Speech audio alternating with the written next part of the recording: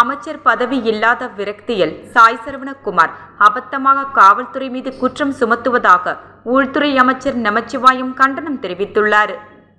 காவல்துறை தலைமை அலுவலகத்தில் காவல்துறை உயர் அதிகாரிகளுடன் சட்ட ஒழுங்கு சீர்குலைவு மற்றும் பொதுமக்கள் பாதுகாப்பு குறித்து ஆலோசனை செய்த உள்துறை அமைச்சர் நமச்சிவாயம் செய்தியாளர்களை சந்தித்தார். அப்போது பேசிய அவர், அமைச்சராக இல்லை என்ற விரக்தியில் சாய் சரவணகுமார் பேசி வருவதாகவும் காவல்துறை மீது குற்றம் சுமத்தி வருவதாகவும் உள்துறை அமைச்சர் நமச்சிவாயம் விமர்சித்தார். நீதிமன்ற வழிகாட்டுதல் மற்றும் சட்டத்தின்படியே காவல்துறை செயல்படுகிறது. தனிப்பட்ட நபர்களின் எண்ணத்திற்கு காவல்துறை செயல்படாது.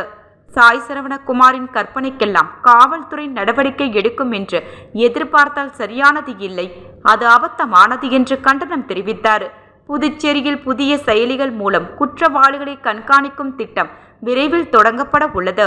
சட்ட ஒழுங்கை கட்டுக்குள் வைக்கும் வகையில் முக்கிய குற்றவாளிகளின் பட்டியல் தயார் செய்யப்பட்டு குண்டர் சட்டத்தில் அடைக்க மாவட்ட ஆட்சியருக்கு பரிந்துரைக்கப்பட்டுள்ளது. ஒப்புதல் கிடைத்தவுடன் முக்கிய ரவுடிகள் குண்டர் சட்டத்தில் கைது செய்யப்படுவார்கள் என்று எச்சரித்தார்.